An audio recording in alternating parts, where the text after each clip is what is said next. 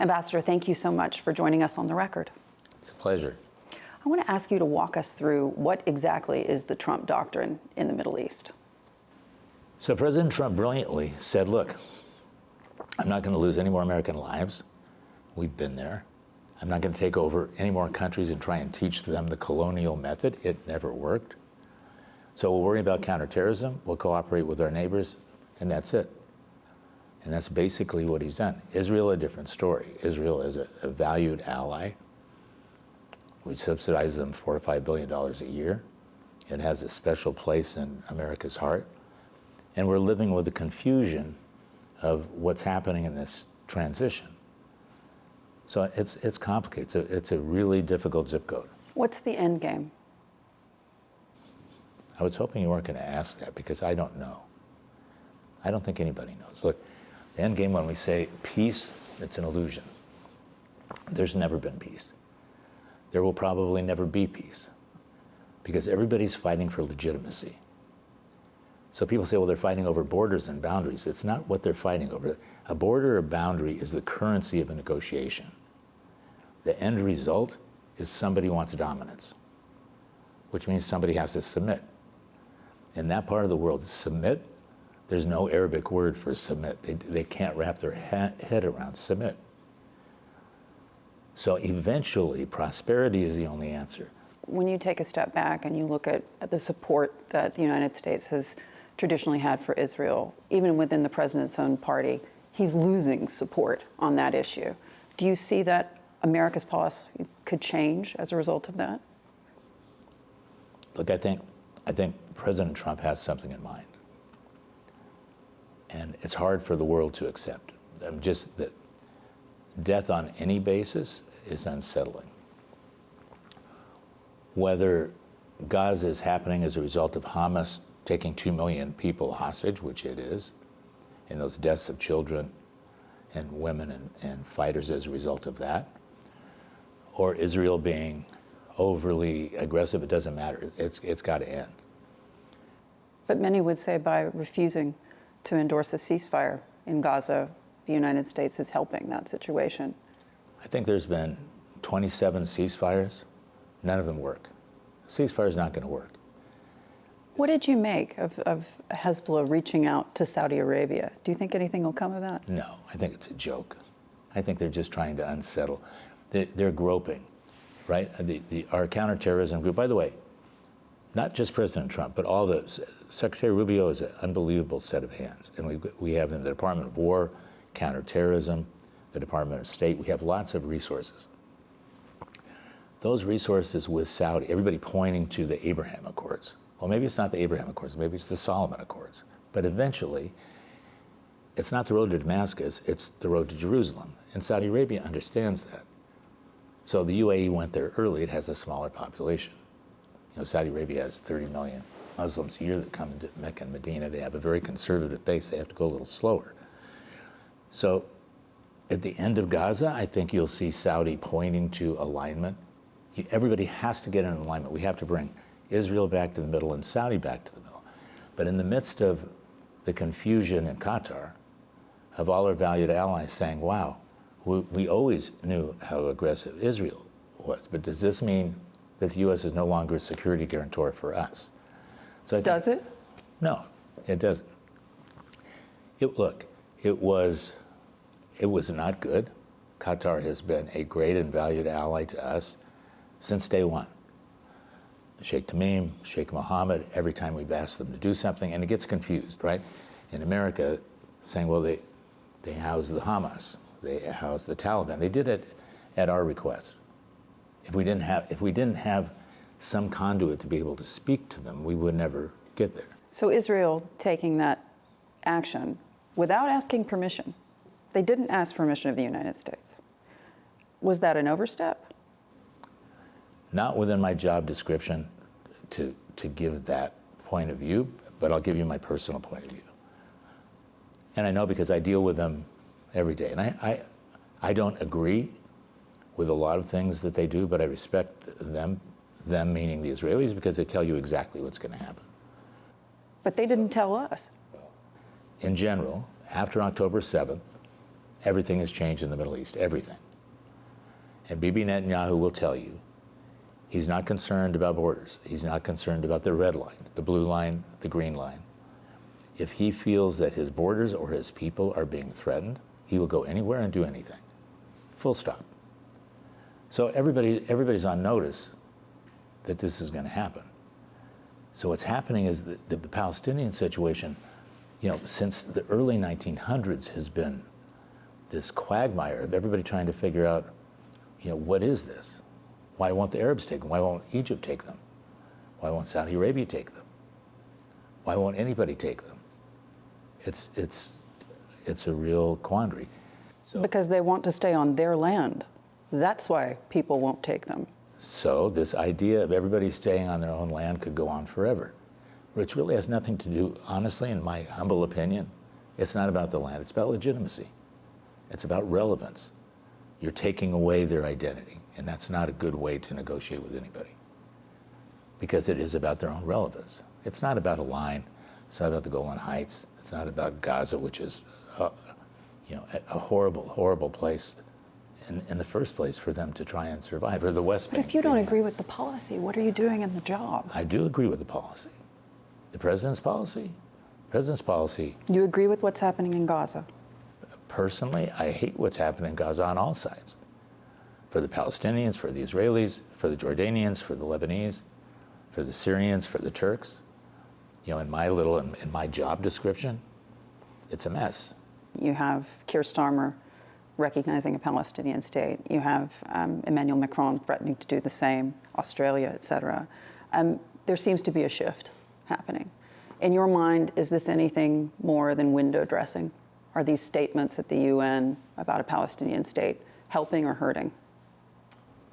In my estimation, they're good. It's nice to see the United Nations, any of them doing anything. That's an accomplishment, because usually they don't. But I think it's useless, and it doesn't help. Tell me, how do you view the situation in Lebanon today? So the situation in Lebanon is really difficult, right?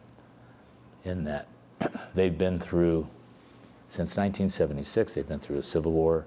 They've been through a war with Israel. They've been through a war with Syria. They've been through 20 different ceasefires between Hezbollah and Israel. And they've had 5 decades of the most avid corruption in any governing entity that you could imagine. Now you have a good group in place now. I think well-meaning, in my opinion, well-meaning and not of that ilk. But you have a bankrupt central bank. You have a banking system that has a $70 billion hole. You have no electricity. You have no waste pickup. You have a confessional system that was based on this French mandate that hasn't worked since the French mandate was put in place in 1946, that everybody refuses to acknowledge, that the Maronites are not in charge, that the Sunnis are not in charge, that the Shias that were a minority are actually in charge. So until Hezbollah, which is 70,000 troops, we don't recognize it. Hezbollah is a foreign terrorist organization in American parlance. I get in trouble every time we go into this discussion, because in Lebanon it's not, right? In Lebanon it's a political party. It has 27 parliamentary seats out of 166 or so in parliament. But Hezbollah is an armed militia separate from the Lebanese armed forces, bigger than the Lebanese armed forces. Lebanese armed forces has been a stable influence. And what incentive do they have to put their weapons down? Zero. Zero. I mean, this is the problem, especially when Israel is attacking everybody. So if Israel is attacking Syria, Israel is attacking Lebanon, Israel is attacking Tunisia. As it goes on, their argument gets better and better, is we're here to protect the Lebanese from Israel. Israel has 5 points and is not withdrawing, but Hezbollah is rebuilding. The government has to take the responsibility. It's not our job. What they want Dwight Eisenhower to come. They want President Trump to be Dwight Eisenhower, land these beautiful Marines, and solve it all for them. And that's not happening. It's not going to happen. It's not going to happen. It's not going to happen anywhere. That's not our job. We're not doing that. We'll usher, we'll give our advice, we'll help, but they've got to solve it. So the Lebanese government, if they want to get back on track, has to say, we're going to disarm Hezbollah. They're scared to death that causes a civil war. Well, no kidding. And we're talking about the left disarming Hezbollah. It's the only people who are there. So LAF being mostly Sunnis, there are Shias, and it's a good organization. It's well-meaning, but it's not well-equipped. Because who are they going to fight? Right? We don't want to arm them. We're going to arm them so they can fight Israel? I don't think so.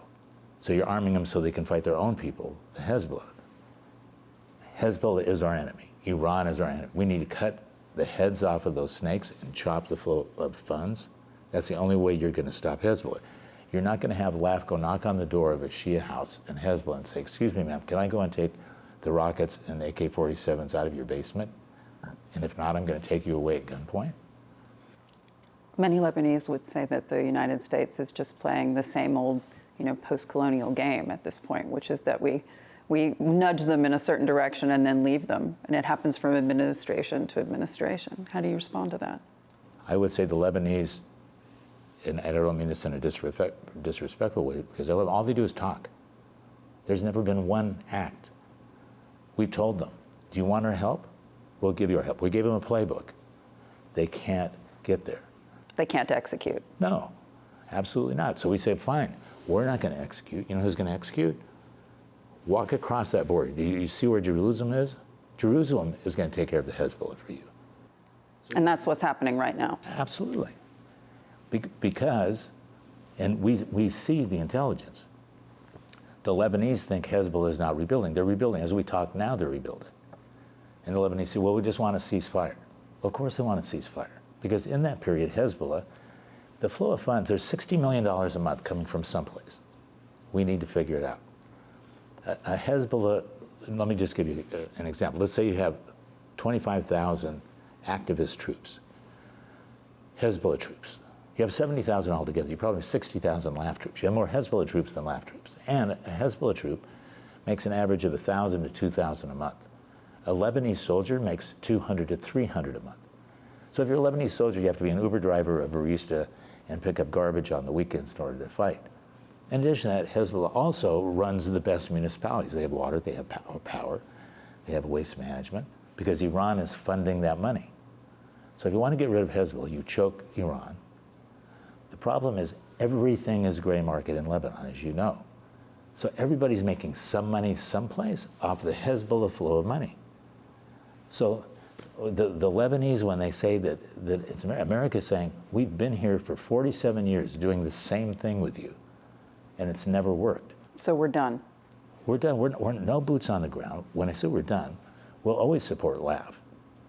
Counterterrorism with LAF itself is always of keen import. But us getting more involved is an impossibility because they won't help themselves. So we're not going to go take Hezbollah out with our troops, with CENTCOM. Israel will just continue on. They bomb it daily because Hezbollah's moving rockets, missiles, IRGs. It's crazy. Al-Shara, walk me through this one, because many would look at this and say, 10 months ago, this guy's on the front lines. Now he's the president. He's in a suit and tie. Can we trust him? There is no other option. And he's better than that, by the way. So if we talk about trust, quite honestly, in this business, I don't trust any of them. Our interests are not aligned. Ally is a mistaken word. Our interests are not aligned. With the Syrian regime? No, with any of them. With any of them in the Middle East. Including Israel? Absolutely. Our interests are vectors, right? There's metrics. There's things that we're aligned with, and there's things that we're not aligned with. So there's no unanimity. It's not the United States of Israel. It's not the United States of the Gulf. It's not the United States of Turkey. We find alignment of the necessity of interests, and we bond together. But blind trust on any of them, I don't think anybody's ever had it. It hardly exists amongst our states. So what does a U.S. security guarantee mean? Various things, right? I mean, there's various kinds. There's a treaty, there's a security guarantee, there's an alliance, there's all sorts of technical issues. But if we ask them to host Hamas, and then they do, and then they get hit for it. Yeah, it means don't blow me up, right? It isn't a guarantee of anything. Exactly. So, and we had an implicit security guarantee. And I think if you talk to Qatar, they also had that from Netanyahu, right? This wasn't, these were not groups that were not talking to each other. So we'll never understand that issue. But, you know, if you look at diplomacy, and all of them are much better than me, because I'm not really a diplomat, right? I'm like an event-driven mercenary to get things done for this president. But diplomacy is based on having a longer off-ramp and on-ramp that gets by these events. So you don't react so dramatically to an event. You look at that highway and say, we have to build this highway over time, and I think that's what everybody's responsibly done. But it was a shock to the Gulf, to the Islamic world. It was a shock to the world. When you look at the way this president is seeing the Middle East, and you look at the trajectory, we've talked about the problems that they've had for decades, what do you see getting done by this administration? Honestly, I think, and I don't mean this politically, I mean it practically, is that I'm just a gardener in a garden, right? So I'm not watching the whole world, and I'm just trying to leave everything a little bit better than we found it on my boss's direction. I think you're going to see things you haven't seen in 80 years. He's going to force this region into a place where they can start farming prosperity. And from the bottom up, I think you're going to see not only peace agreements, but alignment of a lot of these countries that you haven't seen before, that is a larger funnel to the Abraham Accords. The Abraham Accords were a brilliant idea. President Trump, Jared Kushner had this idea. They implemented it. It was, at the time, quite honestly, I thought it was impossible that you could ever start that planting. For Israel, it's the only answer. They eventually have to go there also. Do you think that he'll have to walk back this suggestion that there's never going to be a Palestinian state? No, I don't think they're going to walk it back. I mean, there's what they've said is, this is Israel. You want to be an Israeli, you be an Israeli. That's their position. But so the world says they won't accept anything less than a two-state solution. The world's not doing a very good job of implementing or convincing anybody. It has zero effect. So when we say the world, nobody has any skin in the game except Israel and us. So we're befriending, and we have befriended, Islam and the East. And by the way, you have to. If you just look at the demographics, you're going to have, by 2040, 2045, 10 billion people in the world. You're going to have 5 billion Muslims. 5 billion. So are we going to keep pounding from little Israel against 5 billion Muslims? What is the blowback on the United States? We're talking about the Muslim population exploding in the next decades. What is the blowback from funding Israel's actions in Gaza? I mean, you would agree it's not going to be good. Look, I think America is divided on that issue. And it will come to fruition. Either there'll be a solution that people say was worth it, or there'll be a solution that wasn't worth it, and people can vote with their feet the next time around. Tell me, when will you visit Lebanon again? When they get off their fanny. When do you anticipate that happening? I'm not wasting the president's time anymore with rhetoric. We've given them a path. We've told them what the path was. They continually refuse to really honor it or do it. I have great respect for all of them. I know this is a difficult decision. I know they don't want a civil war. There's not going to be a civil war. Hezbollah is at the lowest point in history they've ever been. We'll help them, but if they don't want to help themselves, this president's not going to waste his time and effort. He'll support him. He'll support LAF like we always have, and move on to the next venue. When you talk about cutting the head off the snake, will there need to be another definitive strike on Iran in order to accomplish that? Look, I hope the Iranian people are sensational, as we all know. The people.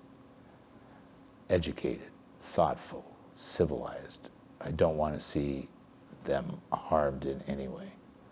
This regime, we're going into midterms. This regime is so good at just kicking the can down the road. And just wait, because Obama will come again. Obama 2.0, Biden 3.0. And you won't have to deal with a president who actually is driven by action and response. So, what Israel would do is another question. But it seems as though they're marching towards a resolution of the entire problem, which is what Gaza is, right? I would imagine that just getting Gaza under control and Hezbollah under control and the Houthis under control is not fruitful if you don't get the Iran regime under control. I have no information as to what they're going to do, but I wouldn't rule that out. Mr. Ambassador, thank you for joining us on The Record. Thank you. Great seeing you.